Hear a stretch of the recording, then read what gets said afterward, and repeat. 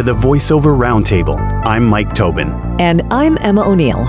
Every week, we get together to talk about all things voiceover, with a special focus on community. Bringing you in-depth interviews, roundtable discussions, special performance events, and industry-leading guests. Let's get started. This is the Voiceover Roundtable. Yeah, let's do this thing. Well, our guest tonight is no stranger to wildfires, as he is based in Los Angeles. Our guest tonight is a very successful voice actor in LA and has been active in the VO industry since 2009. He provides his voice daily to a wide variety of voiceover projects, including commercial ads for radio and TV, narration on documentaries and corporate projects, political ads, as well as e-learning tutorials for corporate web presentation. His clients include Disney, Lexus, Toyota, Krups, KB Home, Tropicana, Quaker Oats, Mylanta, so many. Oh my goodness. Just a few that we know in there. Just a few household names. Mm-hmm. And in addition to his fantabulous career as a VO performer, he's also very well known for his 5-session recording and editing courses in Adobe Audition. Yep. And somebody just cracked open a 2-4, that's for sure. That's a Canadian term for a case of beer. Yes. Sorry, he's well known for his 5. See, you hear beer and it's like, oh, just was off track. He's well known for his 5-session recording and editing courses in Adobe Audition and Audacity, for his VO business-oriented webinars, and his tech savvy with computers and home studio setup consultations. Please welcome to the Voiceover Roundtable, Larry Hudson. Thank you so much. Great to be here with you guys. Really, really great. Larry? And listen, I'm just outside of LA. I moved out of LA in 2019, about an hour and 15 minutes away. So I'm actually moved up into the fire zone, into the mountains. So literally, I think about this. We're moving, it's June. Last year, we had a big fire here in my little town. It was coming in June. Literally, every time I leave my house now, if it's more than an hour, I take my backup with me. Wow. Oh. It's a different reality than living in a place where you don't have fires. So yes, I can totally, my empathy is out there. The skies are orange. Yeah, it's weird. It may make kind of pretty sunsets, but it's not a fun feeling being in the path of a fire. No. And we've had terrible, air quality index has been, I think it went up to 11 here at one point here in Ottawa today, which is like the top of the chart apparently. But we're not as accustomed to it here in sort of central and eastern Ontario as much as the West sees it, as I'm sure you're aware. Did you ever have to bug out and leave your place or? Well, so far I've not had to. I've never been evacuated. But what happened was, what happened last year, it was pretty weird. It was burning out of town. It started right on the edge of where the town's going to start, and where there were no houses or anything. And it's going the other way. The wind was blowing like north, which is really unusual. But what it did burn up is all the electrical and internet. So I need that stuff. Yeah. So they said, well, internet's going to be down for about a week. So I just packed up my stuff. My sister has a place in the desert, in Palm Desert. So I literally went there and camped out on her dining room table. She doesn't live there. It's just their golf house. Very nice. So very nice. Must be nice. So I hung out there for a whole week, and they actually got it up and running pretty quick. But just something to be aware of. And I had to record in a closet and do my editing at the dining room table. Oh, you were slumming it, kicking it old. Slumming it. Yeah, exactly. Well, a big thank you for making some time to be with us here on the VO Roundtable. And, we mentioned this in your bio. You're well-established, Los Angeles-based, and you do lots of other VO-related stuff, which we're going to get to. But first, we want to know, what was life like for Larry before the voicey things? Yeah. Tell us about the roots. It's a story that I've told many times. Quickly, I was a professional musician. I was a drummer. Did that for almost 25 years. Worked a lot of Reno, Vegas, Tahoe, did a lot of top 40, a lot of pit work where I did like Broadway shows. So that was my first iteration. And then I made the natural transition into commercial real estate. Absolutely. Natural. I can see that. Makes sense. Yeah. Twirling sticks and pointing to the house. There you go. There you go. No, it wasn't houses. It was commercial. Commercial. Suit and tie, offices. And I actually did retail. So I did leasing and sales and retail. And then I did this very interesting thing. It's sort of halfway into my career. I moved and went to an in-house position at a building called the California Mart, which is the wholesale garment center in downtown Los Angeles. Okay. It's like 2 million square feet. And I became the director of leasing there for about 5 years. So what was interesting about that job was I learned the fashion industry as well as knowing real estate. So that's why you're so well dressed. Well, I don't know. Yeah, no. I mean, I had a sense about it. I was around it a lot. But anyway, so then in 2009, I found myself at Liberty, and which means I was unemployed. And I like that, Liberty. I like that. Liberty. See, there you go. And I was really looking for the next thing to do. And a very good friend of mine asked me a really fabulous question that I have shared many times, but I'm going to share it again because it was so impactful. Cool. And that was, what do you want your life to look like? What do you want it to be about every day? And the 4 things that I answered with, which I thought at the time were not very deep, turned out to be life-changing. And that they were, I don't want to work an 8 to 5. I don't want to work for people. I want to work with people. Yeah. I want to do a lot of variety. I like variety and staying busy. Yeah. And 4th, and most important, I wanted the ability that if I wanted to go skiing for 4 days, that I had the freedom to go do that. All the things, man. I love it. Yeah, and literally what happened was within 90 days, I had this conversation with a person that was in on camera and voice actor, and he goes, well, if you want to do it, I'll tell you what to do. You just got to do what I tell you to do. And I literally, the light went on and the bell went off, and I said, I'm in. What do I need to do? And then I went after it with a vengeance. And, my claim to fame that a lot of people know is like I kind of went from 0 to full-time in 2 years, which is pretty quick. Yeah, it's solid.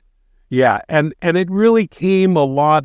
What was there was the one having the business acumen from working in the corporate world, wearing a suit every day, and then certainly the more creative side and being comfortable with all of this technical stuff we now deal with.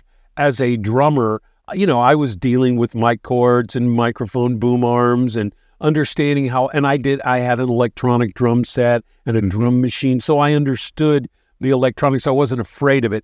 And it put me in the studio a little bit as well. So all of that kind of came together in 2009 when I started in voiceover. And, I love what I do. I wish I'd, what happened was when the conversation happened in 2009 with this gentleman, as he was talking to me, I go, wait a minute. I wanted to do this like 25 years ago. And I didn't know anybody in the business. When I was at the Mart, for some reason, I don't know how I arranged this, but I became the voice of the California Mart. Because we did fashion shows 4 times a year, and I would be in the booth announcing the fashion show, which was really cool. Yeah. So it was all predestined for sure. Oh, man. I love that. Is that where, so with just tipping back into drumming for a second, when you were a musician, was that where you learned to record and edit and produce, or was it that you were comfortable with that so it was easier for you to step into? I was just comfortable with it. Truly, I had never seen a waveform on a computer until 2009. Yeah. Yeah. It was, I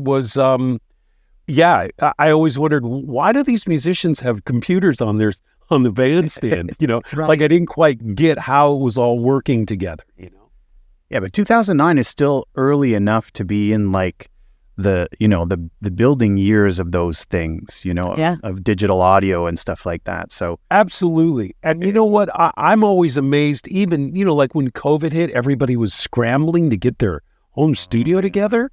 It's like, wait a minute, when I started in 2009, really was moving in 2010, it was like, I knew then it was mandatory to have a recording studio at home, something that was workable. And trust me, what I started with was really bad.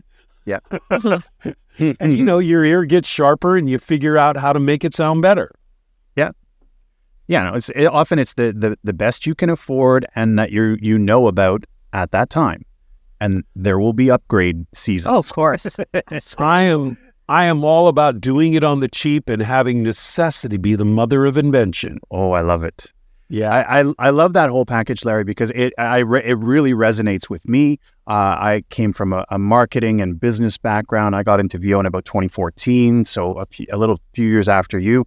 I was a nightclub DJ for many years, so kind of along the same lines that XLR cable, okay, digital audio and editing, okay, and then all of a sudden, voiceover. And I was the kid dancing, knocking the speakers over.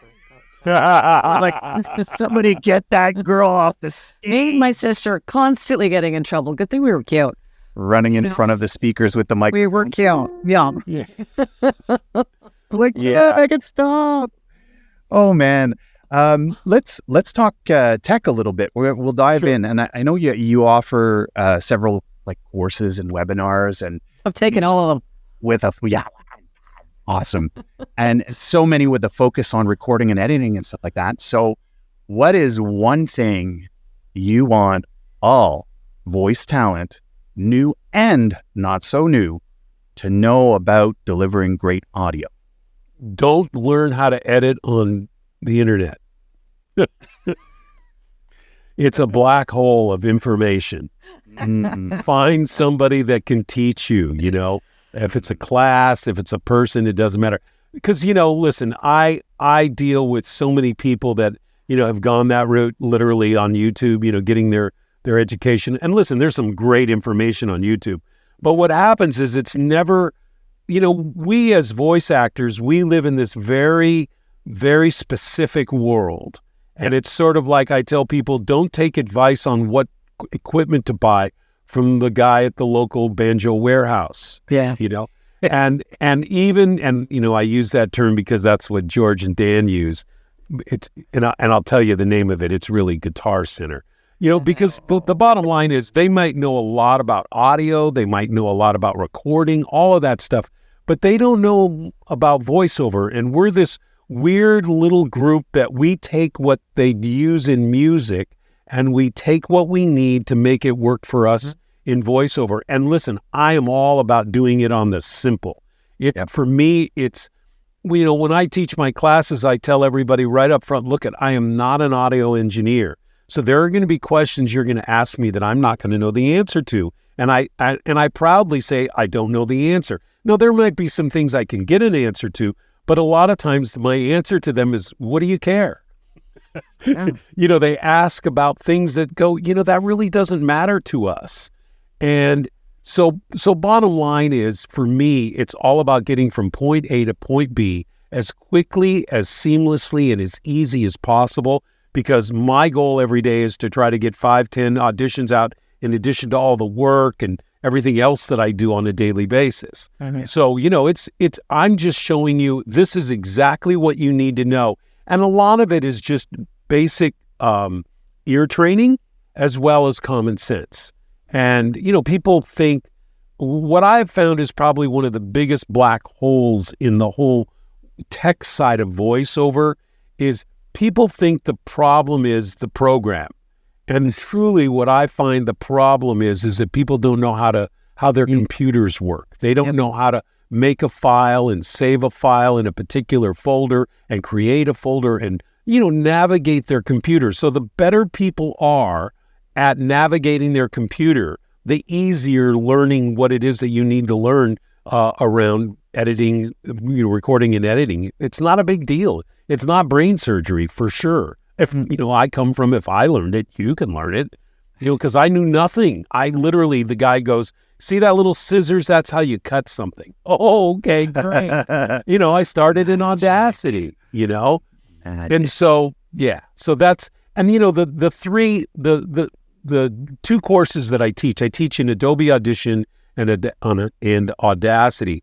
I one time did a Twisted Wave class, a five session class. Right. And I stopped it only because, or I didn't do it again, only because there are some, with my workflow. Listen, Twisted Wave is a great program. It just didn't work for my workflow.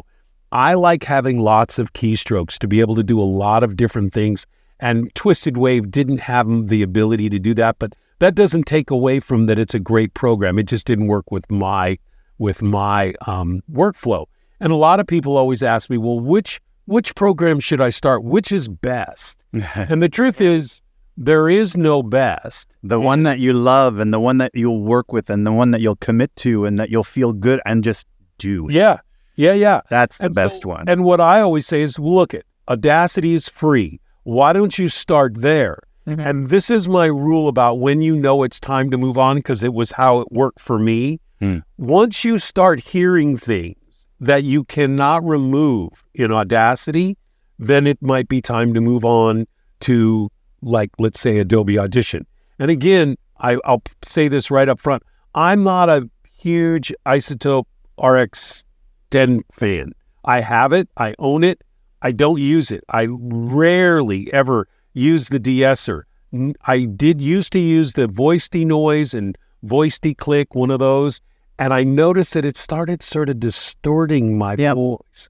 And so I just stopped doing it. So I use Adobe Audition, and Adobe Audition has this magic plugin, this magic feature called Auto Heal, which I describe as basically Photoshop for audio. And all those weird little clicks and pops and those things, you can actually remove them in the spectral view with Auto Heal in a click. And it's pretty awesome. Pretty awesome stuff. But that's all icing on the cake. Oh, yeah. Let's talk about the cake. Cake. So I'm going to give the 6 key things that I teach people, and then we can go back and talk about each one of them. Okay? Is that cool? Absolutely. Let's dive right in. All right. Yeah. So this is noteworthy stuff. Everything we said up till now, not so much. But this is noteworthy. Okay. So the number one thing that I just want to say too, the number one mistake that everybody makes is their volume is not correct.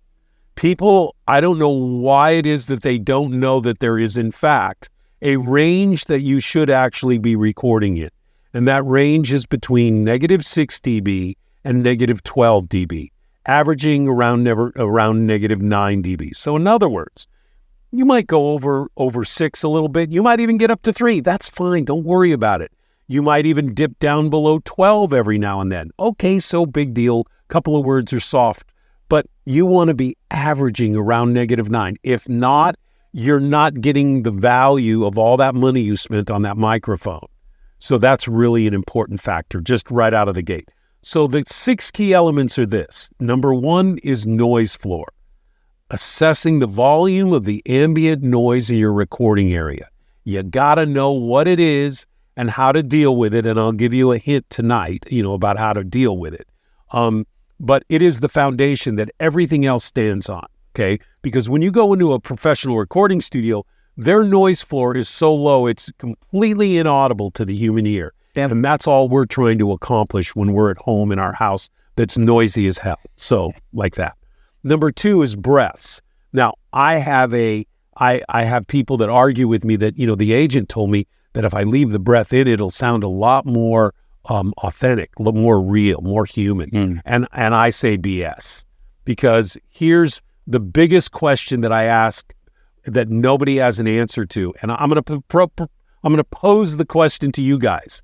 Mm-hmm. Why do we edit? It's a great question. Yeah.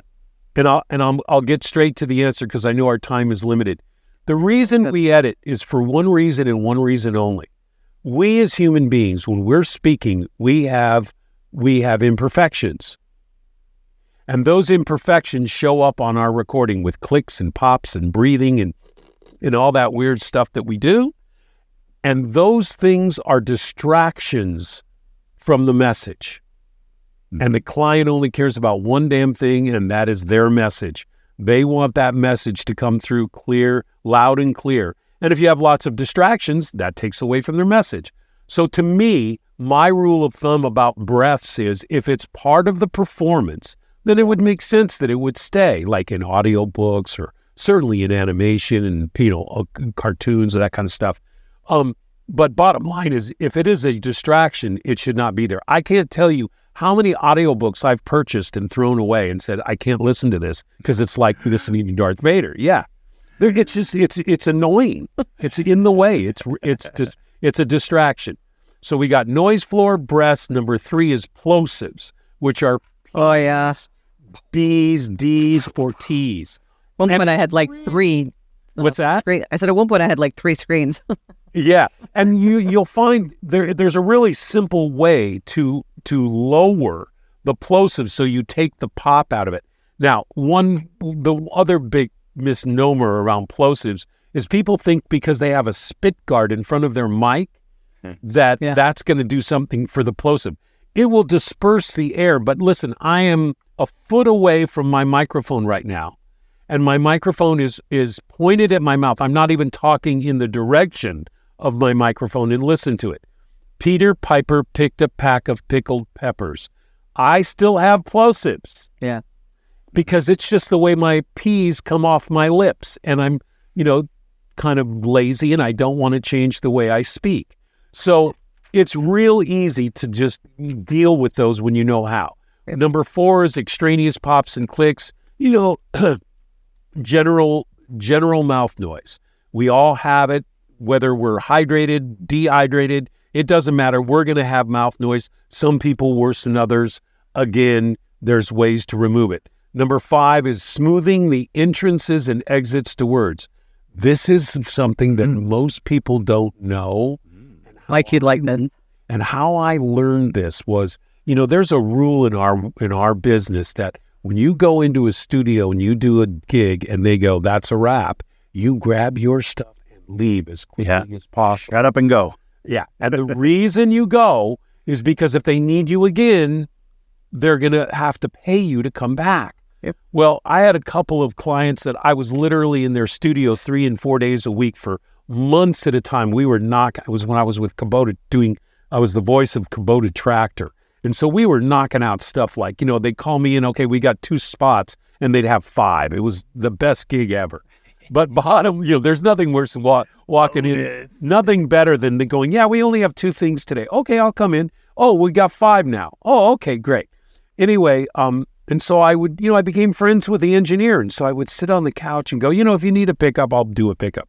I think I did 1 pickup in months and months of work. But what I would do is sit there and watch him go, oh, what was that you just did? He goes, oh, I just kind of softened the entrance to that. I just did a little fade in on it. It's like, yep. Ooh. And then all of a sudden I started noticing, like on my waveform, when I say the word and, it's very vertical. And so I would highlight into it and I would do a little fade in and it would like make it more rounded and it just softened that entrance. It was a really cool thing. It really puts the extra polished finish on what you're doing. And then, number 6, the last but not least is just timing.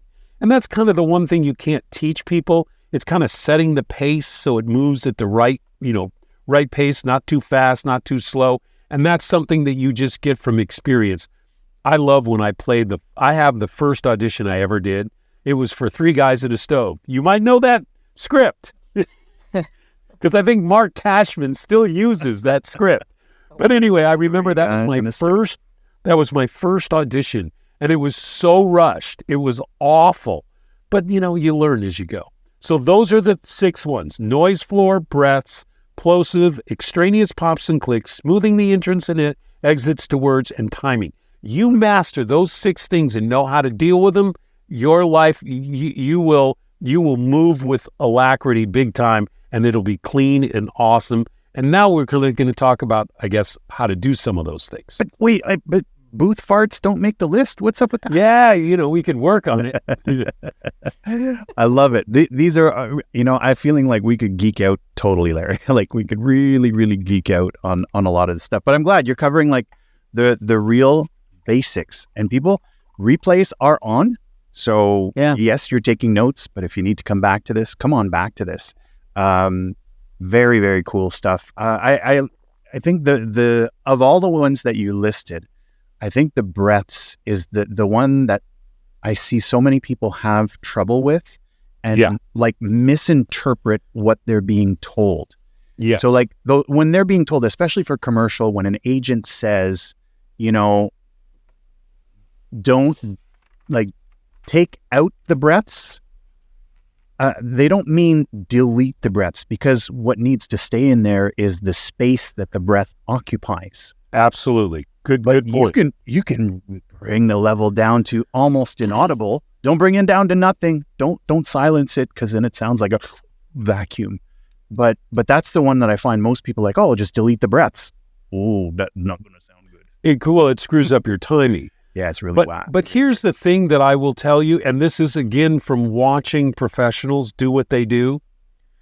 In Pro Tools, there is a setting that says if there is no sound at this amount for more than X amounts of milliseconds, it creates what we call like a little box of like every sentence or every section, every sentence in essence has its own little section, its own little box.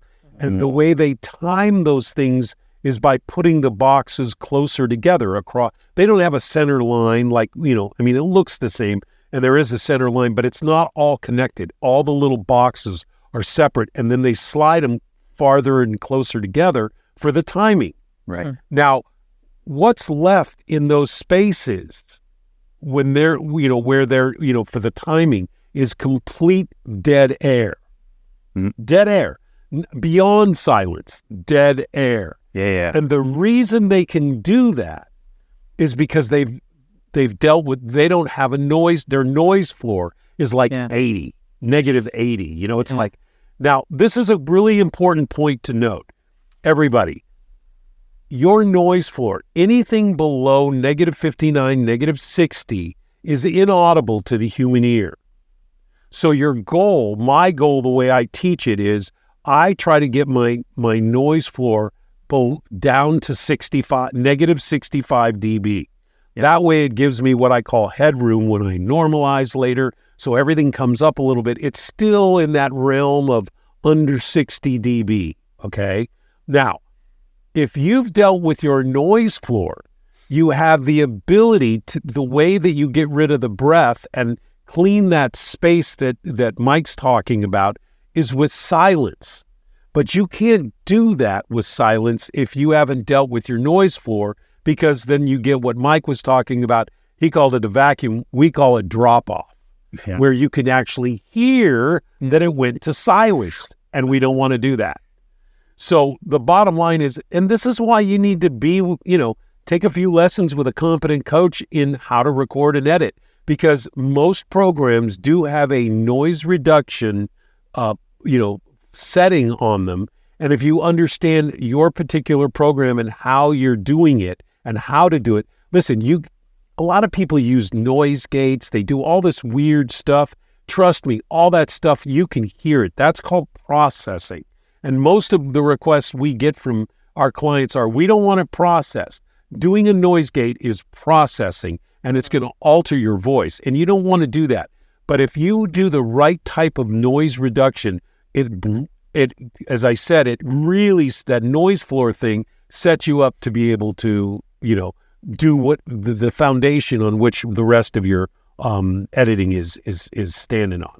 So it makes a huge difference with breath. So, and Mike's right about what he was saying about how you can't just delete the breath, because now you've screwed up your timing, because the breath is part of that timing. So the way I do it is, because I've dealt with my noise floor and I've got it below 60, which is inaudible to the human ear now, when it goes to silence, you don't hear any difference between when I was talking and what's in the background and when it goes to silence. That's my little trick. And again, I learned this from some of the best engineers in Los Angeles. So, and if anybody wants to learn that, that's, you can take my course, or, I know there's some visual. I know I've done the 6 key elements as a webinar for somebody for free somewhere. So you might want to go look, see if you can find it somewhere on the internet, because I've done lots of webinars where I actually demonstrate how to do that. And I've done it at like VO Atlanta and, different conferences and stuff. Down the Google slide you go. There you go. There you go. Oh, man. Oh, fun stuff. I love talking about this stuff. Emma. Well, I mean, are we going to go through the 6? We just talked about noise floor. We talked about breaths. I don't know if we have time for all of that stuff. Well, that's what the show is about the 6 key factors. Well, I can go quick. That's what we plugged in. Yeah, plosives. All right. Let's go through this. We can do this really quick. So plosives are really easy. When you have a plosive, if you look, there's this very, very high jagged edge at the beginning of the word. And literally all you have to do is highlight that word and de-amplify it.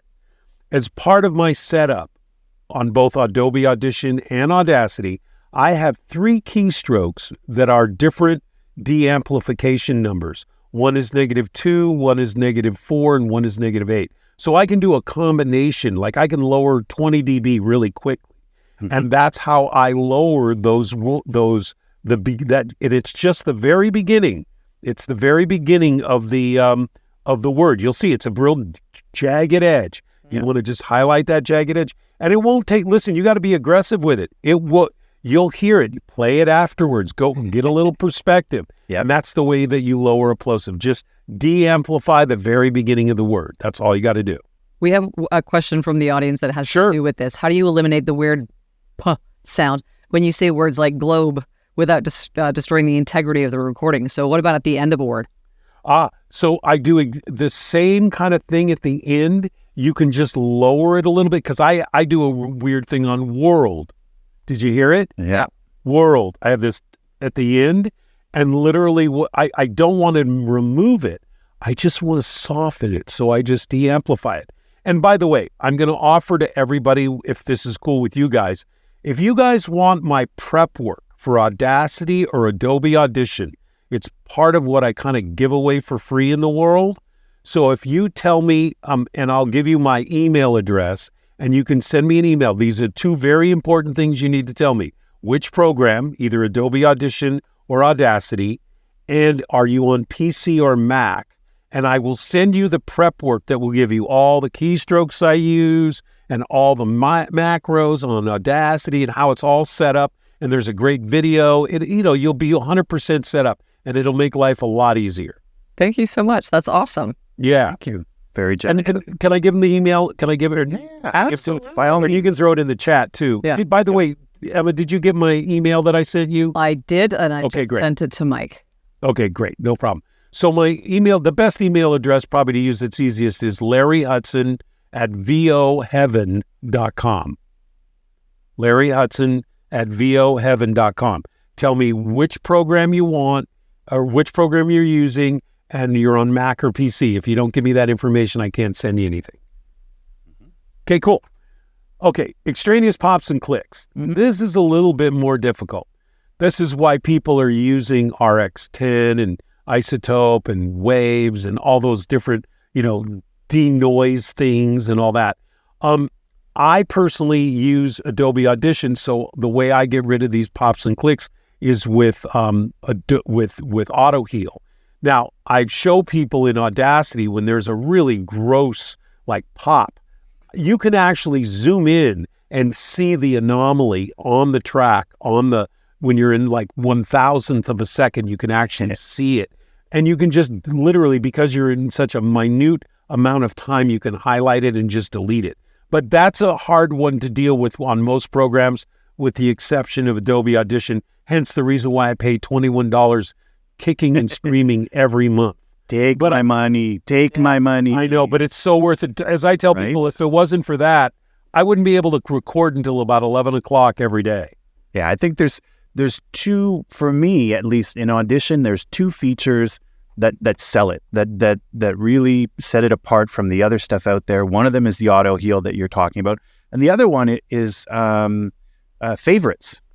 Yes. Well, crap, being able to put together a favorite and have one key and make it do this, and this in one shot. Boom. Yeah. The others get close with shortcuts, but not like that. Yeah. And again, every program has a different way of dealing with it. But yeah, I just love, I've been on Adobe Audition since 2015. Mm-hmm. It's just my program of choice for sure. Again, that doesn't mean you want to start there, honestly, because it could be overwhelming for you. Go get the free Audacity, and if you're brand new, practice. as I tell people, it's all about repetition. This is not brain surgery. It is about repetition over and over and over. When I first started, how did I get 2 years making a full-time living? Man, I was making up projects to learn how to edit in the beginning. I did. Yeah. And I took on hard things, like I just make stuff up, Okay, so now I'm going to do a poem and I'm going to put music behind it for my girlfriend. Okay, cool. Like you got to make stuff up to, get you to, and then I was recording and editing every single day so that I got really good at it, because I had this concept that I was getting ready for the flood to come. That I knew that if I wasn't ready, the universe wouldn't bring me all the work that I wanted. Because when you start, you want one job, and then you want one job a month, and then you want one job a week, and then you want several a week, and then you want several every day. And, you got to be able to, you don't want to be freaking out when you get your first job. You want to go, yeah, no big deal. I know how to do this. I've done it 100 times. So there you go. All right, moving on. Number 5. Smoothing the entrances and exits to words, really simple. I use in Adobe Audition, it's a thing called Smooth Fade.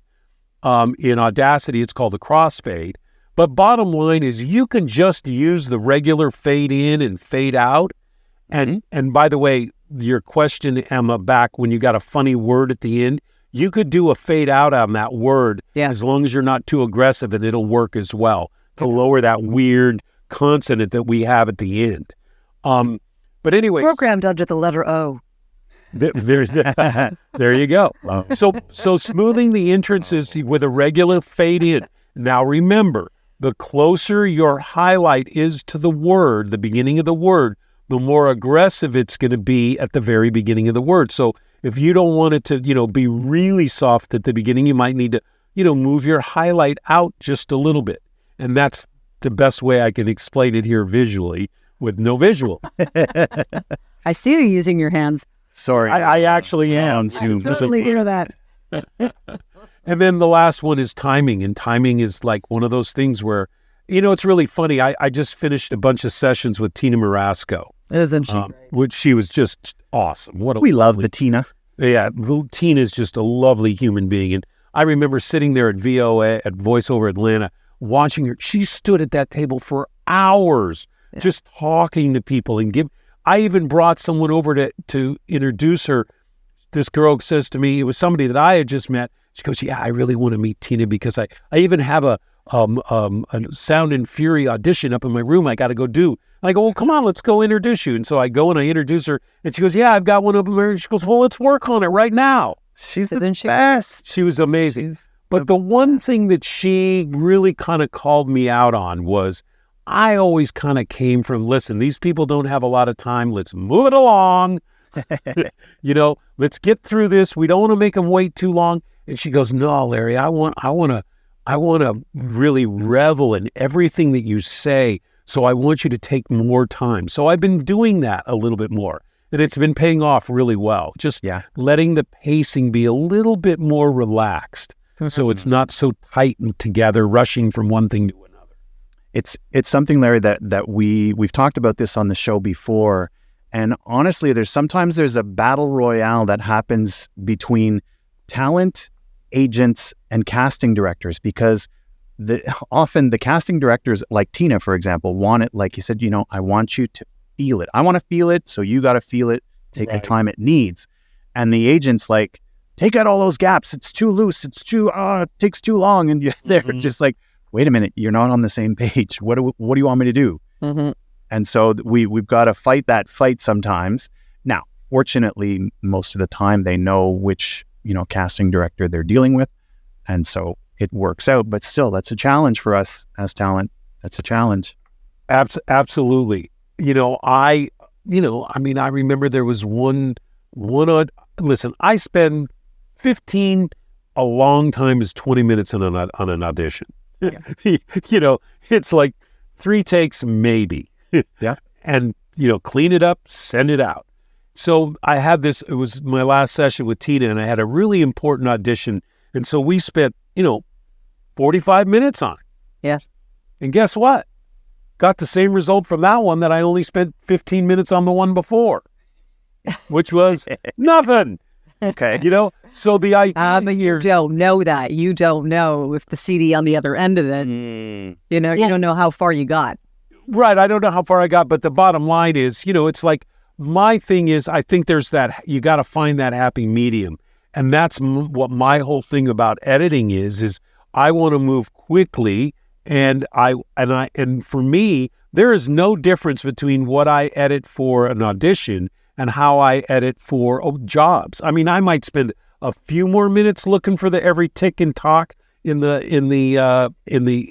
thing that I'm being paid for, but typically it's all the same. It's got to be a certain quality, or it doesn't go out of the studio. So, Larry, I want to take a step back. Just something you were just saying on process, and I think you answered the question, but I'm going to ask it very, very specifically. If you're doing an audition, I'm gonna call this full service, that one audition, and then move on? So basically, record, edit, process, send, or do you do any batching, or chunking, as we might call it? Yeah, I do. I'm kind of a onesie at a time kind of thing. Okay. Yeah, and the reason why is because it's like when I'm doing long form, the most I can do is maybe 5 to 10 pages at the very most. And then I get so bored, I got to go edit for a while and get bored with that and then come back to reading again. So it keeps my interest. I'm not ADD, but, it just works that way better for me. So for me, I just want to get it complete and get it out. Right. Yeah, see, there's different schools of thought, and that's the beauty, what you talked about in the beginning. One of the things that's so beautiful about VO is the verb. So if you want to record one and send it in, you do that. If you want to record 5, then edit 5, or go sit on your sofa and edit 5 and then send them all in from your sofa, that's a good plan too. I kind of like that one every once in a while. But yeah, it's called full autonomy. There it is. There it is. We have a question about compression in the audience. When do you use compression? From Dion Roberts. Have always had a hard time wrapping my brain around it. You and everyone on the planet. Great question. So let's first say that we've all, as professionals, we've had the job that comes in that says, "Oh, we'll just give it to us raw," and we have no idea what that means. So, or that it means so many things. What does it mean to you? So you always have to be extremely clear about when they say how they want it. When they just say raw, that's not a clear enough distinguishing factor to tell us what you want. Because raw with me, if you said raw, I would say completely untouched, all outtakes are still there, just send in the recording, you guys deal with it. Yep. And I'm sure that's not what they wanted. No. They probably want and I will tell you, even my own demo, I went through it in Adobe Audition and got rid of some things, with auto heal that I heard that, the best in the business missed, because, that's just me. But bottom line is, most of the time they do not want things processed. So let me say that in what I teach and the way I teach to edit, nothing that I teach has any processing in the process. In other words, I will manipulate, I will do if anything that might be considered processing, which in my world is not, is I'm lowering my noise floor. I'm doing a noise reduction. That is the only thing. The rest of all the stuff that I do is more manipulating of volume with a hard limit and then normalizing to -3 dB. So for me, I do have stacks, effects racks that were made by George Whittam for me, specifically for my mic in my room and my voice. And I use that probably once in every 50 auditions, maybe. Mm-hmm. And I am not a big fan of processing the bejesus out of your auditions. A trained ear goes, wow, I wonder what he really sounds like. Yeah. So what compression does is it makes things sound a little bigger than they were initially. It sort of rounds things out. And again, I'm not an engineer, so I can't tell you the exact process of what it does. I can tell you what it sounds like and what compression does. But quite candidly, I don't teach how to use compression. That's more of a Tim Tibbetts if you want to become an engineer and learning you want to make all your own stacks and all that. For me personally, I've never wanted to do that. I'd rather pay George the money to make one that sounds good for me because he knows all that stuff. I don't want to learn that stuff. I just want to knock out the auditions and book work and do more work. I don't want to spend my time trying to analyze my own voice and understanding how all that works and learning all of that stuff. So for me, I'm sorry that I can't answer your compression question 100%, but I can tell you that you could do it in some auditions, but guaranteed in work, they do not want it compressed because they want to do whatever they want to do with it. And you can't reverse compression or EQ or any of that stuff. Yeah. You can reverse the volume stuff I do, the hard limit, the normalize. I can change any of that stuff. That's just volume up and down, how it's all arranged. They can mess with that. They can fix that on their own if they need to.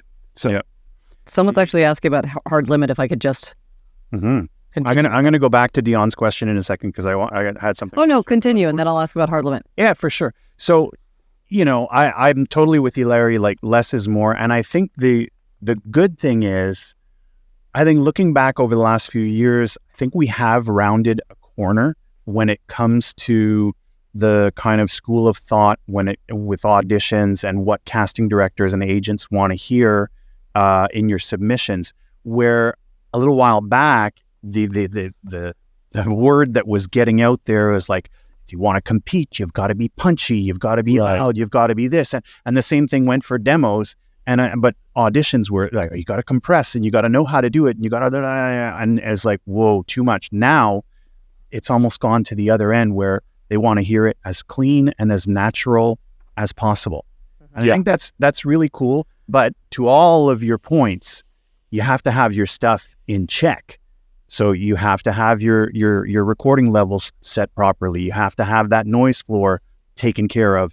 You've got to have all of those things that you covered have to be taken care of to be able to deliver that natural sounding thing. But just wanted, like, Dion, I don't want to blow off the question. So if you do want to learn about compression, but specifically for voiceover, and this is like, you can go on to YouTube and like Larry said, you can go down a big old rabbit hole because the problem is there's so many videos there that are not necessarily tailored for voiceover.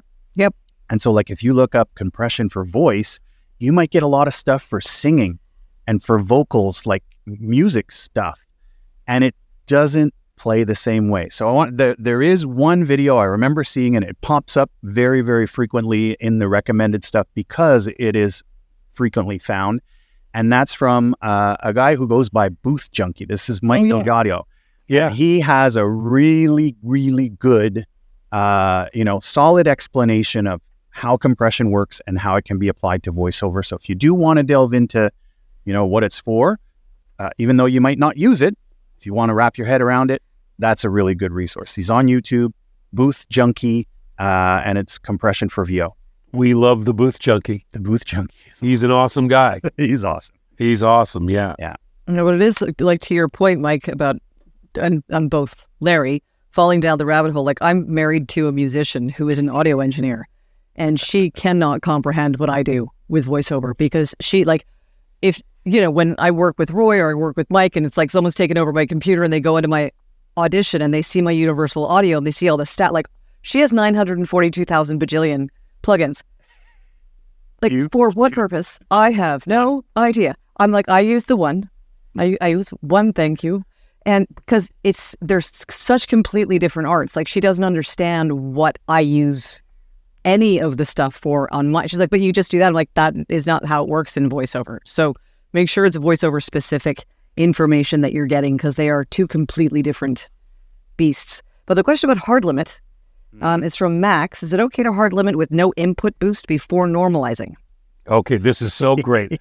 So before we can talk about hard limit, could we talk about normalization? Yes. Most people do not understand what normalization, well, they understand kind of what it does, but they don't know how it works. Mm-hmm. So this is the way normalization works. Let's just stick with our -3 dB. That's kind of standard in our industry, right? That we normalize to -3 dB. unless it's a demo and then they do it to -1. I think even that is slowly changing. Yeah. So we'll say that it's -3. So what the computer does is it looks for the loudest word on the track and says that word must be -3. So if it's louder than -3, it's going to lower that word and all the other words because everything has to stay in relationship to one another the same. So in other words, if I have one word on the track that is -1 dB and I normalize to -3 dB, all words will come down by 2 dB to get that one word down to -3 and stay in relation with the other words. Now, opposite direction, if my loudest word is -5, when I normalize, all words will be raised up by 2 dB so that -5 word is raised to -3 and everything comes up along with it because it has to stay in relation. Clear? Everybody clear? I didn't sign up for math. Well, I'm only doing it by 2 dB, okay? There we go. So now, here comes the big difference. So this is the way I saw it when I would normalize, and it was like, well, how come that time it got softer and the time before it got louder? So that's when I realized that the normalization is dictated by the loudest word on the track. Yep. And wouldn't it be a shame if that loudest point was, say, a plosive or a click? Yeah, it could be just me going, some stupid thing on the track. So bottom line is, what I used to do is I used to look and I'd go, you know what? I've got 1, 2, 3, 4, 5, 6, 7, 8, 9, 11 words that are louder than -6. And all the rest of the words are -6 or lower. So what I used to do is I would go and individually lower them so that they were closer to the other words. Yep. And then I would run normalization and magically everything got louder all at once. It was great. And then I went, wait a minute, what a waste of time. Because what I can do is a hard limit, which says, and I do it to -6. Yep. And that's, again, if my volume is proper, -6 is a good conservative number to pick. And what hard limit says is anything, if you're hard limiting to -6, it says anything that's louder than -6 will be brought down to -6. Yeah. And anything that's already -6 or lower is untouched. So what I began to do then is I would get rid of my outliers by highlighting the whole track, hard limit to -6, then normalize to -3 dB. Everything comes up 3 dB and it looks beautiful, has lots of presence, and the volume is perfect. Yeah. So how, in two areas, because I work almost identically to what you just described. So for the people who are learning this process, and again, let's try and always talk within that context of an audition. So perhaps 30 seconds of sound is a good place to be. In the two areas, when is too much too much? And so the two areas that I'm going to be saying is your amplitude or your volume. So is it above or below that that -6, what you were talking about? And also how many of those peaks. So you called them outliers. So within 30 seconds, if you have, say, 5 to 10, but at what point, you start 15, 20, and you're like, okay. Oh, yeah. Maybe I got too many of them. Yeah. If you have more than a dozen in 30 seconds, your volume was probably pretty loud. Yep. So then probably hard limiting to -6. You don't want to have everything cut off at the top or the bottom. You don't want that so it looks like you got a bunch of flat tops at the top. You want to have its, so if you're cutting off too much, then you've been too aggressive. And, you could always back off your volume just a hair. And then typically, again, if you're coming in between -12, -6, averaging -9 as an average, doing it to -6 should be a good place to be. You should only have, like I said, a few 8 to 12 that are going to be more than 6 dB. Yep. Perfect. Says, bam, solid answer. Yeah. I'm going to do a quick little mid-show reminder for our folks. If you've joined us part of the way through this evening's show, this is the Voiceover Roundtable here on Clubhouse. We're here every Tuesday evening, 7:30 p.m. Eastern, 4:30 Pacific, talking about all things voiceover with a special focus on community.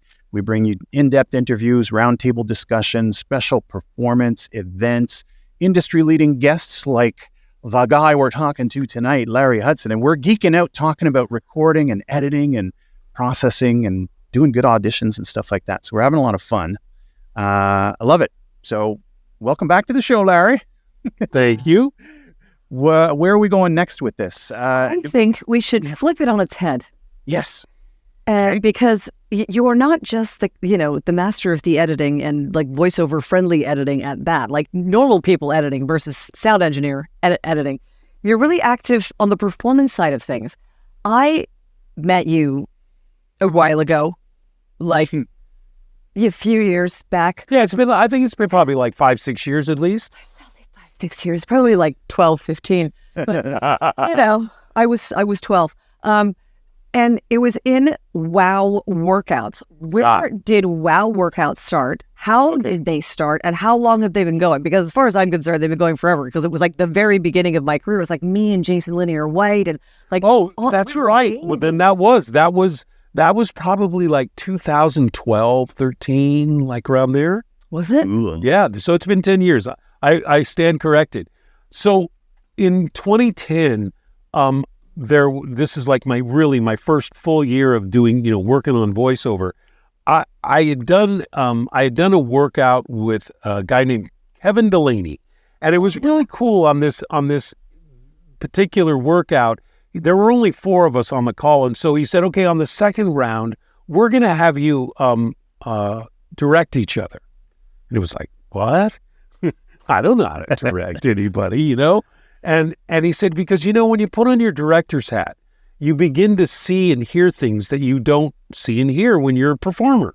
And and it kind of made sense to me. And it was such a great experience. I immediately called my friend who at the time was like my one big associate, and his name is Cecil Archbold. He lives in Chicago. We had never met. We only knew each other, from being online with each other on Skype at the time, because there was no Zoom. And I said, "Hey man, I did this thing, workout. You want to work out? Like, we'll, critique each other, direct each other. It'd be fun, So we did it, and it was the 2 of us, and we go, well, that was fun, but man, it'd be a lot more fun if there were more people. And so I called the guy, Mark Neely, who was the guy that I had my first conversation about voiceover with. And he goes, "Oh yeah, man, I'd love to work out. That'd be great. And I can get a couple more people." So I think there were about 4 to 6 of us for a year solid. Every Wednesday, 11 a.m. for 1 hour, we worked out. And the way that we did it was first person was directed by the last person on the performing list. And then the first person after they're done, then they direct the next person, and the next person directs the next person, so on down the line. So that's 2010. And people are like, hey, we want to do this too. So I came up with a way to do it. And so we all basically, the original people took on groups. Yeah. So we were doing it all at the same time. So we always had groups of like 4 to 5 people. And so when it started was 2010. And amazingly, we now have workouts on Wednesday and on Friday and Saturday. So Wednesday, the workouts are at 10 a.m. Pacific and 5 p.m. Pacific. And we go for an hour and a half. Again, 4 to 5 people in a group. Everybody performs 2 scripts, and then they direct people. And again, it's kind of group direction. Like you'll be the director for somebody, and you'll direct them through maybe 2 takes, and then you throw it to the group and say, "Okay, does anybody else have anything they want to add for Emma about what she could do to make this better?" Uh-huh. So then on Friday, there's, do you know Katie Lee? You know Katie Lee, don't you, Emma? Yeah. So Katie Lee, we were working with Katie Lee. She does the animation workshops on Friday at 10 a.m. And then Saturday, there's another commercial workout at 10 a.m. Pacific time. So we started, with 4, 5, 6 of us, and now there's over 120 people that work out every week. And the way it works, it's kind of the best deal in voiceover. this is peer to peer. This is not about the best person in the group is the one that is the director and everybody's got to listen to what they have to say. No, you get to be on the hot seat and be the director. And the reason for that is I find that 60% of the value is in the directing, not in the performing. And the reason is because, again, when you can articulate to somebody else what they need to do specifically to make it sound better, you just helped yourself when you're alone in your booth. So it's not I want it to be kind of like this. No, I want it to be exactly like this. And so that's where I see the value.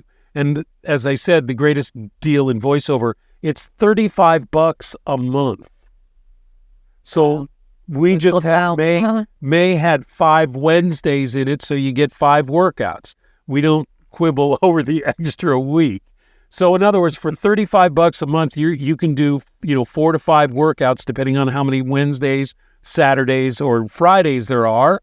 And it's the people that have been there. I have people that have been working out with us since the time you were there, Emma, like long time.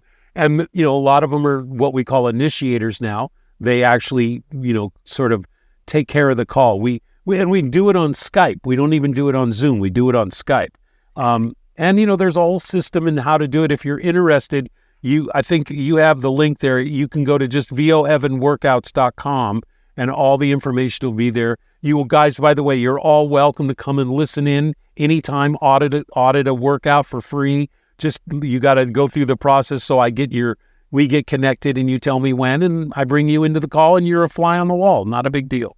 The link is at the top of the page if anyone is interested. It was the very beginning of my career, really, in voiceover, and it was really, really, really helpful on so many different levels. And it's a great community. People are awesome. You listen, we tell people to bring their hard stuff, not their easy stuff. This is, the workouts are where you want to make mistakes. And one of the things too, just back to the technical, the reason why we did it on Skype and the way we use Dropbox and all of this stuff, this is all stuff you need to know and have a lot of facility with in doing this business. So everything is set up to support that. And a lot of people, we do directed sessions all the time now. Well, a lot of people go, oh my God, I'm doing my first directed session and I'm so nervous and everything. And they get there and then the next time I work out with them, they go, oh my God, I did my first directed session and I'm there and I was all nervous. And then I went, wait a minute, this is just like being on the workout. And it all worked out perfect. Yep. Nice. Did that answer your question? It did answer my question, because I think it's just, one of the reasons that Mike and I do this is to provide free resources or affordable resources or proper resources, whether they're paid or not paid, for people in the industry, whether you're new, you're, in the middle of your career, you've come back into the industry, because there's so much misinformation out there. So we want to make sure that people are getting correct information from valid sources. It's to what you said at the beginning of the show, Larry, that, if you go on YouTube, there's a lot of stuff. Yeah. There's some good stuff. There's a lot of bad stuff. And I think the same thing goes, unfortunately, for the paid coaching stuff. And that, like, to what Emma's just saying, that's one of the reasons that, if we bring somebody on the show, it's because one of us or both of us have had interactions with them or know that they are a vetted, trusted pro within the industry. And it's not, this isn't a sales pitch thing, not at all. We're probably the least salesy show around. But it's so that people can maybe find alternatives to getting sucked into the snake oil salesmen that say, you're going to make 6 figures in 6 months and I'll show you how, and here, follow my, my cut plan. Like skin crawls. And unfortunately, we work in an industry that is very attractive. The 4 things that you said. Hey, I can go skiing for 4 days. Hey, I've got some variety. Those are things that people want. I don't want a 9 to 5. I want some variety. I want to be able to go on a break when I want to. Yes, these are the things that voiceover can provide you. But guess what? Everybody and their cousin wants to get into voiceover, and because of that very thing, There are a lot of people who just see dollar signs and will take your money from you. Called the business of the business. Business of the business. And listen, I remember when I was around when it just started to be that, when that started to show up. And I can remember, this is early on, man. I went to my first conference. It wasn't one of the major ones. It doesn't even exist anymore. And I remember walking around and looking at all the people that were selling their wares in the exhibition hall. And I was asking all of them, so what do you do? Tell me what that means. And it was like after they were talking to me, it was like, I don't think they could deliver on half of what they had on the banner behind them. It was just sort of my sense. And I have a pretty good nose about that. Working in the fashion industry, I can kind of smell BS from a long distance. And, you got to do your work. Which, just back to what you guys were saying before, I want to make this one point about the workouts and vetted people that are directing.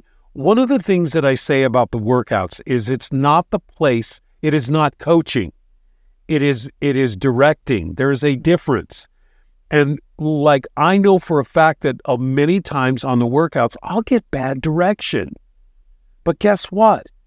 In life, many times I get bad direction. And my job is to turn it into something. So I tell people, listen, just because somebody says they want it to be this way, doesn't mean it's the right direction. Your job is to be able to execute it. And that's what the workouts are about.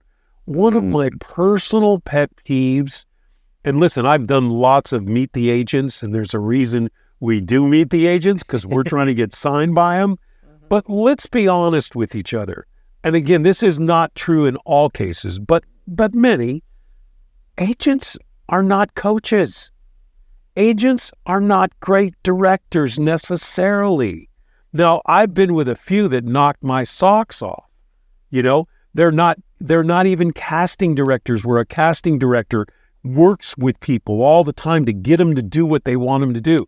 But an agent is really good at, booking work and being able to manage all of that. Their skill set is not necessarily direction. So a lot of times I take, a lot of direction I've gotten from, quote, big time agents with a little bit of a grain of salt, because really, you're telling me leaving my breath in is going to make it better. Okay. You've got to kind of make your own choices about certain things, but just know that not everybody who says they know it all and they're the end all to end all is truly that. And that's just something you got to use your sniffer about, for sure.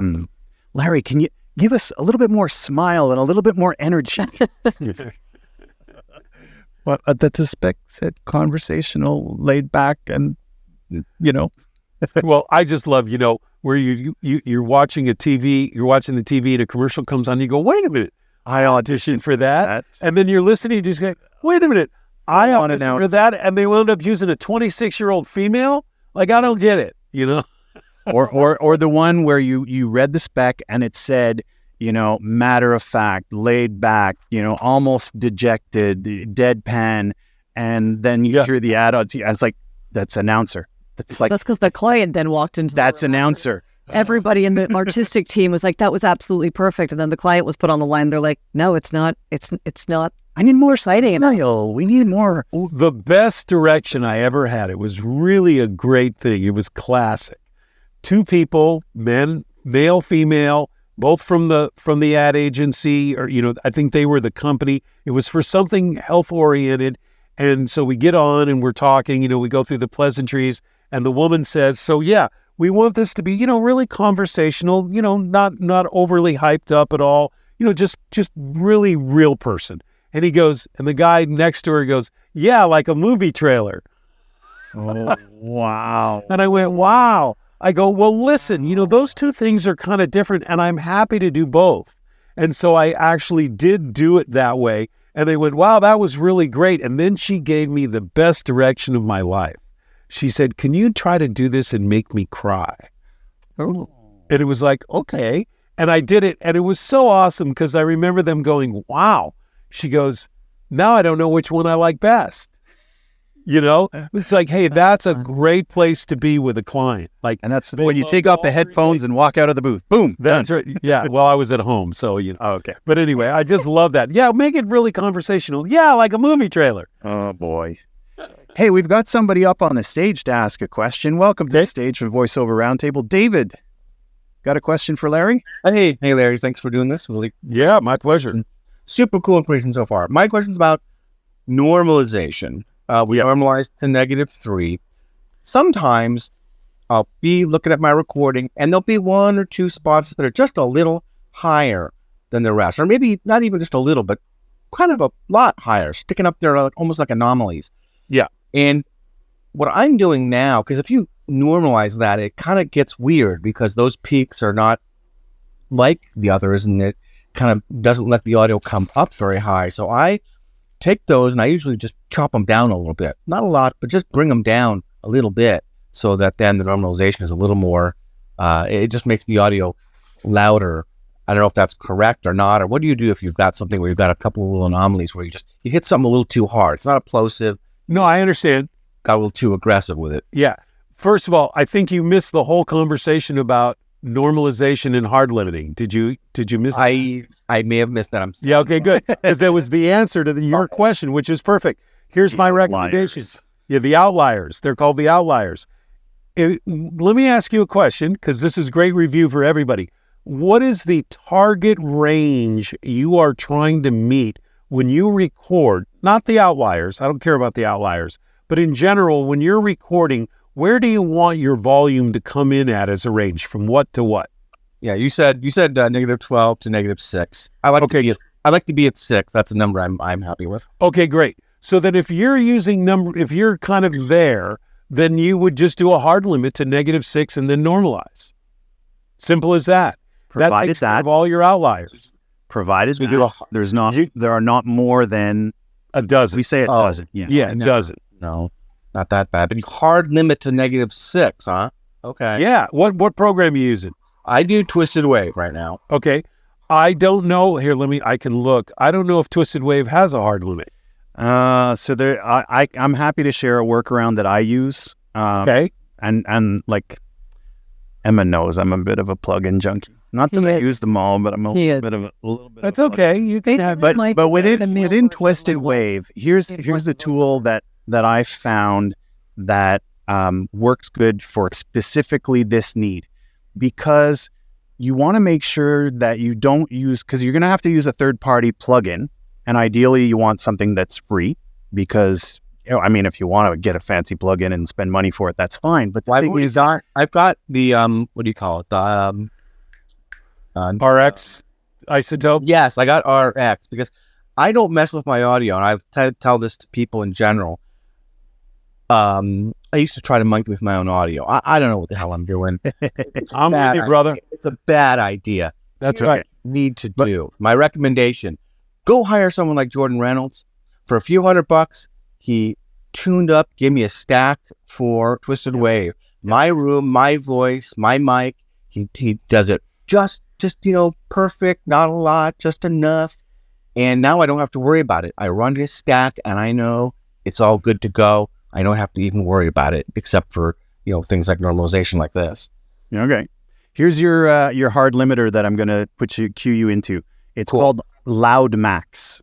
And it's the developer is Thomas Mundt, M-U-N-D-T. But if you just look for Loud Max, it's a very simple plugin that has 2 sliders. And basically, you want to make sure that you set those 2 sliders to -6. So you lock them together and you put them both at -6. Because what they're doing is it's like a threshold and then an amplification if you want. So you don't want any amplification. You don't want any color.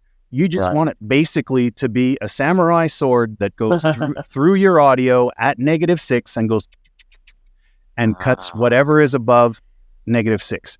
And this will help you do it within Twisted Wave. Map it out to a hotkey. I think on mine, I have it as Option L. It takes off any of the outliers in that audition, and that's it. That's all. It's the easiest way I found to do it, because as Larry said, within Twisted Wave, there aren't really built-in effects per se. There's the Apple effects but no.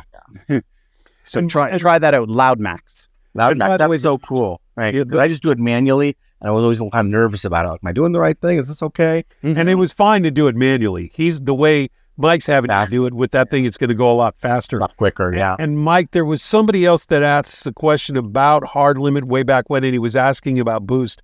I always do 0 boost, and you just mentioned that. And that's a very important thing, people. You don't want to be hard limiting and then boosting all the volume when you do that. So 0 boost for sure. And the reason why I recommended this one over others is because even like if you take one of the more expensive plugins like a Fab Filter, maybe I should knock on Fab Filter because they're really clean.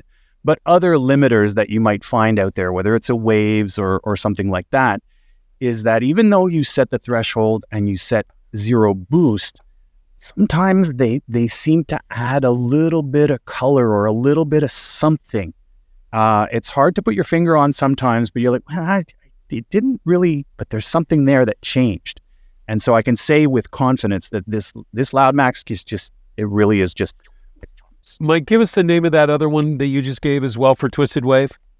Loud Max? Loud Max. Okay, great. Thanks. Loud Max. Writing it down. By Thomas Munt. Yeah. And it's a free plugin. Cool. Yeah. That answer the question, David? Oh yeah, that's I got my money's worth today. Thanks you. It's perfect. Yes. We're gonna geek out on plugins. Oh dear. Larry. Yes, sir. You were talking about noise floor. Yes. Now I'm a firm believer that if you know about something, you don't necessarily hide it from the world. No gatekeeping allowed. No gatekeeping allowed. So I totally agree with you that there are many plugins out there when pushed too hard, because people, this is the thing, is that people, if you have a noisy room, you have a noisy room. You need to work on the room to get it quieter. To that point that Larry's talking about of that minus 60 dB is a good place to start.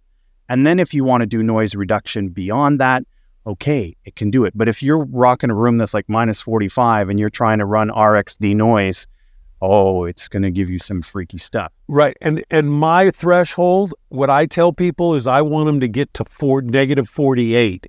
And if you're at negative 48 and we do a noise reduction, pretty much either program that I work in, it's going to be clean and we know it's going to work. If your noise floor is already, because you got a fan going or something's weird in the walls and whatever, and you're above negative 48, it might still work, but we can't guarantee it. But at 48 or lower, we can do a noise reduction to get you to 65, and it's going to sound and it's going to be clean, and you're not going to hear any artifacts or haloing or any of that weird stuff.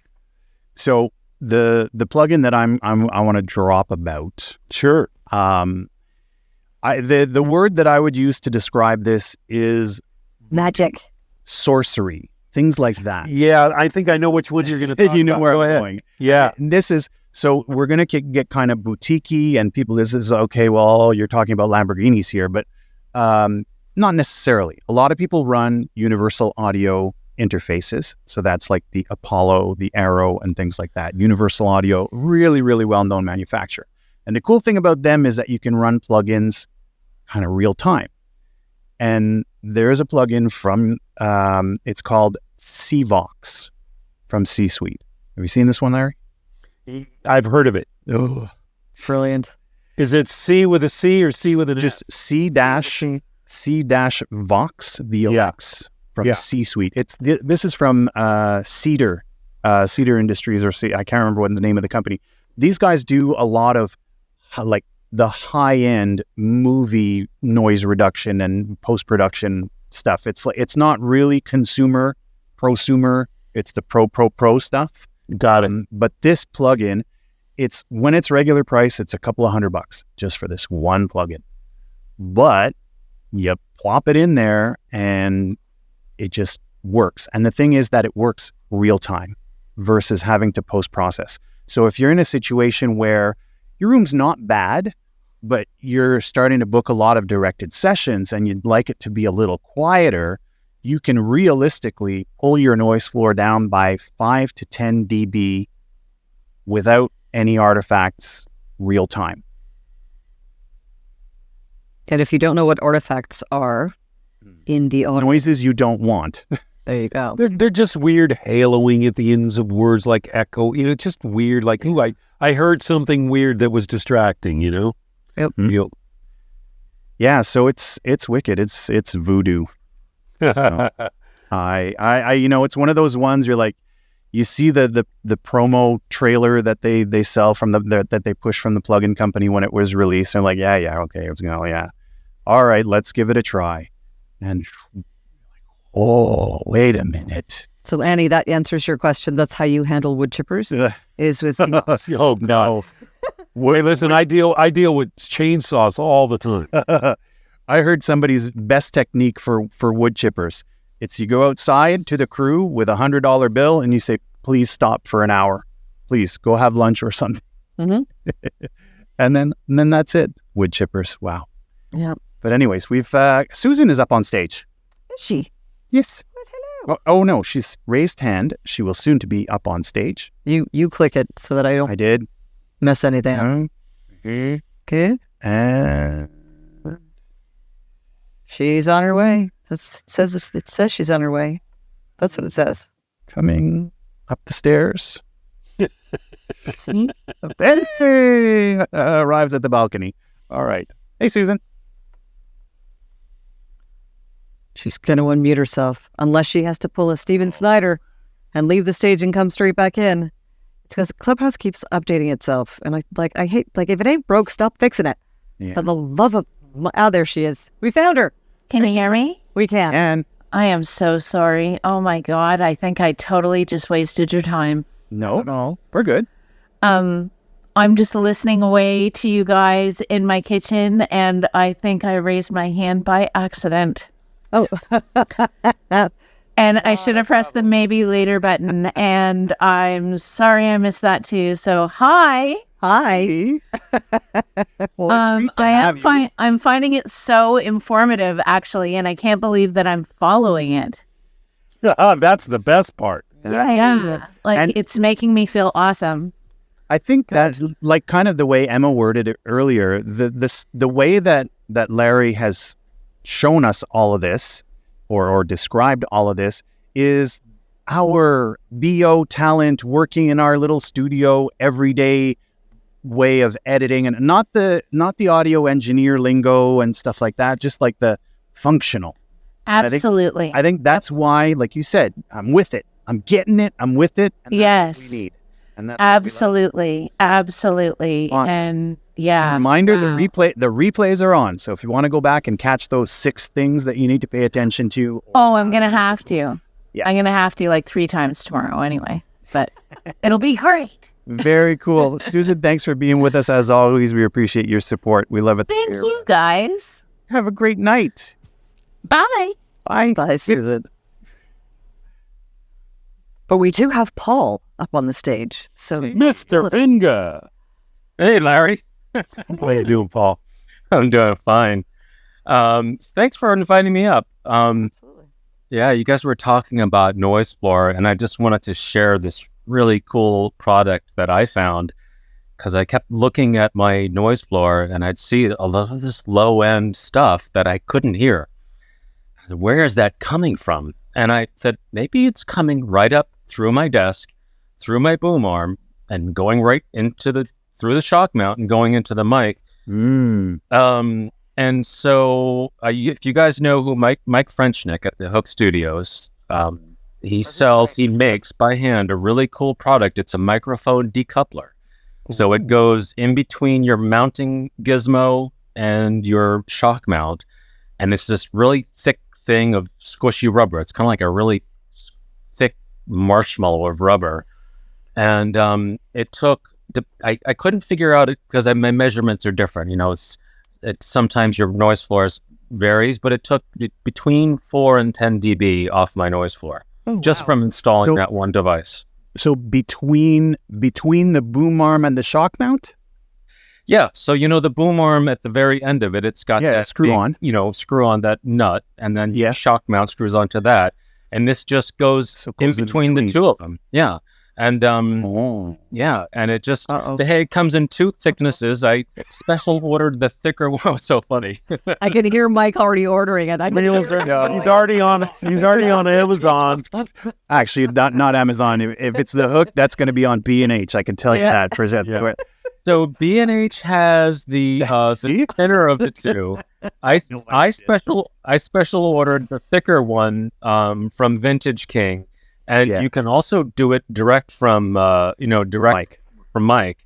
But I don't remember the model number, but there's two model numbers, and there's a thinner one and a thicker one. And if you're gonna get it, why not pay an extra $7 or whatever it is and get the one with more goo? But it actually made, to my surprise, a measurable difference. And depending on time, go ahead.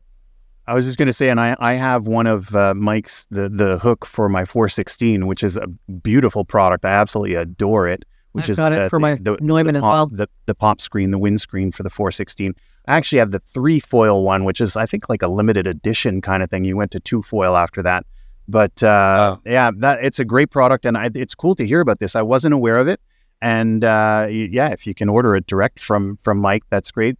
In my experience with the pop filters, like sometimes he has stock and sometimes he doesn't. And that's when, if he doesn't, that's your cue to go and that's your cue to go and check on B&H or something like that. Cause then maybe you find it on there. But very cool tip, Paul. I love it. Sure. And since you mentioned his pop filters, I'll throw in one other thing. He's got a new product. I had a long chat with him, and it's really cool. It's for a Neumann, for the cardioid Neumann. And, it's basically just that same material that he makes the Octo out of for the 416, that foil, but he cut it and taped it together so it's exactly the right diameter to just slide over the capsule. So, it doesn't give you as much pop remediation as something that's further away from the capsule, but for me, it's just enough, and it's almost like it's not even there. It's invisible. You don't have this big round thing staring you in the face or anything like that. Oh, wow. I have one on my U87.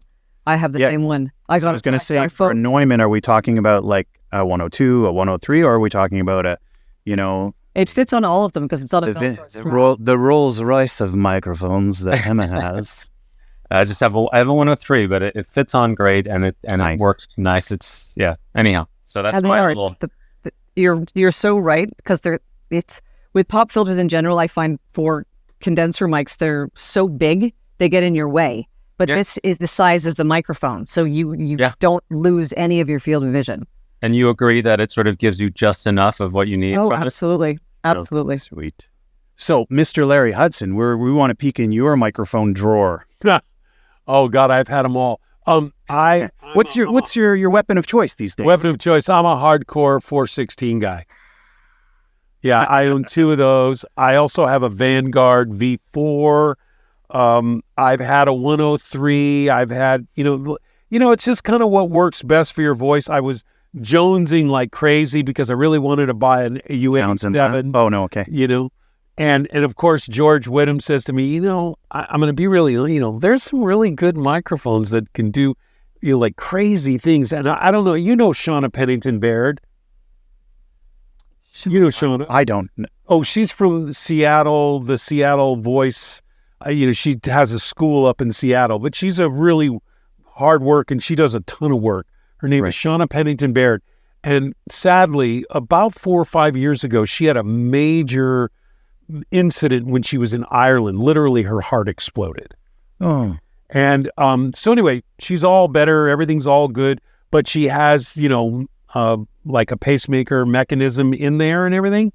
And literally what was happening is the 416 and her TLM 103 was like picking up this mic. Oh my God. I'm clicking. I say that to people all the time. Like, these mics pick up your heartbeat, and now it's actually true. Yeah, it was absolutely true. Yeah. And so she actually worked with Jordan Reynolds, and he goes, oh man, I have the mic for you. And it's some crazy mic. I can't remember the name of it. And it does like, 80, it can sound like, 40 other mics. And he got it all worked out, and now it doesn't record her clicking of her. Oh, that's crazy. Yeah. Yeah, the Townsend Labs is another one of those kind of bucket list of, if you put on gear. It's basically what we would call a modeling microphone. And to explain it as simply as possible, it works in tandem with software to emulate the sound of other microphones. Yeah. You have this workhorse microphone that you adjust a setting in the software and it will sound like a Sennheiser 416. And then you adjust the setting to another setting and it will sound like a TLM 103. Or you can blend it. Or you blend it with the legs. Crazy. My wife is a collector of all things like, plugins, etc. And with microphones, every time I would blink, she would be sneaking another microphone into the house. I was like, for the love of God, how about them their guitars? Put it down. Oh, 36 of them. So... Oh, really? She has 36 guitars. I love it. Every time she keeps transferring them out, she's like, "But I'm getting rid of 6 of them." I'm like, "Because you're gonna get more." And she just stops. Like she turns 5, and she like steps back and forth, one foot to the other, with a stupid grin on her face. I'm like, I swear if you weren't so cute. But for her birthday one year, I decided, I was like, okay, I'm gonna stop the microphone buying because I'm gonna get you a Townsend Labs, and I got the only Townsend Labs in Ontario. There was none. Yes, I remember that. I went everywhere to get this thing, and I finally got it for her. And she didn't use it for 3 months because she was afraid of it. She was like, "I'm gonna hurt somebody. Bad things will happen. I don't know what I'm doing." It's like you bought her a lightsaber. It actually kind of looks like a lightsaber when you think about it. She finally started using it, and now she's actually calmed down on purchase. Now it's just more plugins. But I can't. I need more plugins. Yeah. Paul, thank you so much for coming up and sharing some the scoop on some of those new items. I love it. And those can definitely be helpful. Yeah. For people who sometimes that can be the source of a real pain point when it comes to your noise floor. It could just simply be a little bit of rumble that you need to address. And I think this sounds like a cool way to do it. So thanks for letting us know. Cheers. That is very, very cool. And yet again, sorry, go ahead. Oh, well, just one other thing, because it's right in line with what we were just talking about. One of the things if there's, fair amount of new people or people just still working on their studio and all that kind of stuff, the area, your recording area, we don't even call it a studio anymore. It's just your recording area. Know that your recording area, the sound of your recording area is a lot more important than how much money you spend on the mic. Absolutely. As a matter of fact, you probably ought to spend more on your acoustical treatment. And foam is not the best acoustical treatment, by the way. No. And that's where, it's great to work with a professional like a Tim Tibbetts I do consults as well, but I know Dan Leonard does. George is hard to get a hold of, sometimes expensive, whatever. But, listen, it doesn't take a lot. I've done, it's really funny. I have a really good friend named Martha Kahn. I don't know if you know who Martha Kahn is. And, she's a kids coach. And so she's working with all these kids and, they really want to sound great. And, they're trying to use a USB mic and it's a Yeti. And I go, for $500, you could be completely set up. And I showed them a simple way to do it. And literally, we've gone into people's closets, stick the mic on the bottom part of the boom arm, on the bottom part of the shelf unit. It comes out through the clothes. They're talking into the clothes. They've got one ATS panel above their head, and they are golden. Yep. And, and it's like, you don't have to spend a ton of money. Yeah, but you got to do it right. And just to say that is a hell of a lot more important than, having that $3,000, $4,000 mic. Because the truth is, if your room isn't right, that $4,000 mics can sound like you spent $200 on it. Yeah. And conversely, you can take a $200, $300, $400 microphone and it'll sound fantastic in a good space. Exactly. And the one I love is the Booth Junkie. He did a mic shootout with the U87 and the Stellar X2, a $200 microphone. Yep. And the U87 is a $4,000 microphone. And literally, because his room is so good, they sounded almost exactly the same. Crazy. It was crazy. It was totally crazy. He even had, did you see the video he did where he was recording, I think, into his phone? Oh, really? Yeah, and the point of it, I think, was kind of the microphone you have. Yeah. As long as the space is good, the microphone you have will be okay. Right. It was really cool when I was at VO Atlanta. I was honored to be on this panel. There were like 9 of us, like every guy and girl. There was only guys, though it happened to be, that do tech in our business. I mean, everybody was on, and Jordan Reynolds was the moderator. And it was so great. He came to me and he asked me the question, so what's the one secret weapon of equipment that you think is the best deal on the planet? And I said, the Audio-Technica 875R microphone at $169. And literally all 9 of the people on the panel went, yep, that's the one. like this microphone is the stupidest little $160 microphone, Audio-Technica 875R. You put that in a great sounding room, it sounds like $1 million. Unbelievable. Yep. So, that's just proof of the pudding there. Mm-hmm. So people, fix your rooms. Don't worry about get the expensive mic later.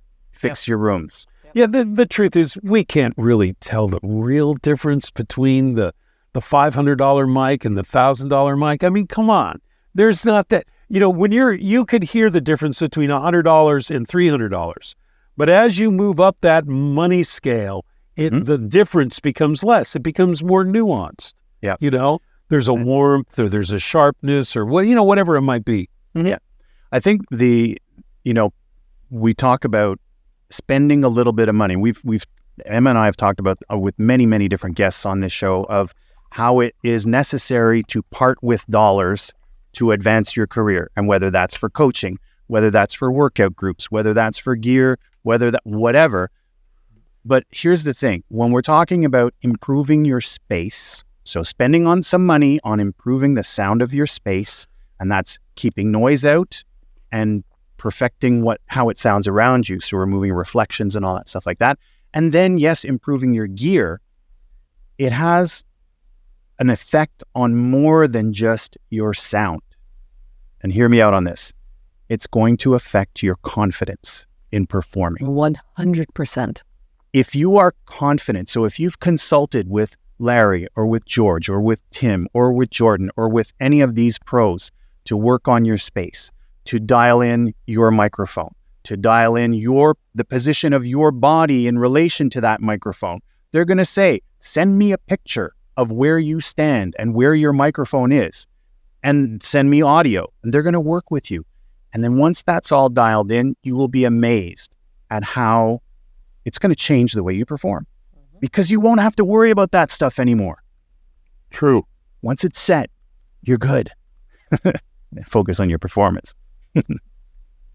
Yeah, you definitely don't want to be focusing on being the engineer when you're trying to be the performer. Mm-hmm. That's one of the things that I find funny now. Everybody has to have their computer right in front of them while they're recording. The only reason you should do that is so that you could read off the screen and save paper. Because, hey man, I had a booth and a computer outside that I would click record, and I'd walk in the booth and I'd do my thing, and if I made a mistake, I'd go, and then I knew that was mark the track, and I'd, or use the clicker, whatever. You don't need that. Don't play engineer when you're playing performer, for sure. You got to focus enough on the performance. Do the editing later, Mm-hmm. Absolutely.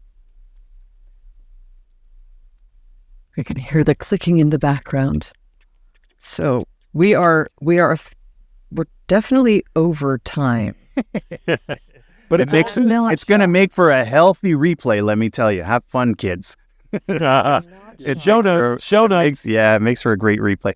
Oh, man. Larry, this has been awesome. You've been so generous. You just like geeking out. That was it. I do. Yeah. I do. It's funny. You talked about that panel and how most of the audio tech people and stuff like that are guys. But who likes to geek out on her gear is Anne. We had her on the show. Anne Ganguza. Anne Ganguza, yeah. She likes to geek out on her gear too, and she knows her stuff. She's really cool. A lot of fun when it comes to gear and tech and stuff like that. So this has been so much fun. Thank you so much. Yes, I do like geeking out, and you're welcome to come back anytime. We'll be happy to have you geek out some more. We've left the link for the VO Heaven workouts at the top of the page. Right, and a bunch of people have already emailed me regarding getting, wanting to get the what I call the prep work. Yeah. So once again, just reminding everybody, if you're using Adobe Audition or Audacity, or even if you're using like Reaper, because a lot of the settings are, you just see what I have going on like in Audacity, and then you'll understand. Because I've had people do my Audacity course and that are literally on Reaper, and they just basically transfer their information over. You just got to email me at larryhudson@voheaven.com and tell me which program, Audacity or Adobe Audition, and which platform. You're on Mac or PC. Yeah. There it is. And his email is in the chat, so you can grab it there as well, or head over to Larry's website. And I think what I can do here is, let's change this back to, just as we play out here, I think I have your trainings website is there. It is. There you go. Cool. And right now I'm in the middle of the Adobe Audition. The next Audacity course starts on June 19th. Yeah. Yeah. I want, the way I want to frame this for people, it is money well spent that will last you way into your career here, because you're talking about becoming productive with your audio recording and editing. And even though if you're starting out, you may say, well, I got time, I'm not that busy. But as you grow in voiceover, you're going to get busy, and you need to be able to do this stuff efficiently and well. And this is the kind of stuff that is going to help you out. So Larry, we really appreciate you being on with us tonight, and hope some people will take advantage of the great knowledge that you have to share, and hope you'll come back sometime. Absolutely. Love to. Thank you so much, Emma. Thank you so much, Mike. I had a great time. Awesome. Time went by fast. Absolutely. And so, Miss Emma, what's going on next week? Next week, we have Canadian engineer, booth director, and studio owner Dave Boir coming in from, I think it's kind of funny that we're talking about DB because his studio is called DB Audio. But so he is going to be on. Yeah, we're going to be talking about all things auditions, sessions, being in the booth, all that fun stuff. Cool. Yeah. So cool. Hope you'll all join us. Thank you, everyone who's here this evening and has joined us. We really appreciate the participation and the support and sharing on the socials and everything. Come and join us next week, Tuesday evening, 7:30 p.m. Eastern, 4:30 Pacific, here on Clubhouse for the Voiceover Roundtable. This is Mike and Emma saying, hear you then. Cheers. Thanks so much.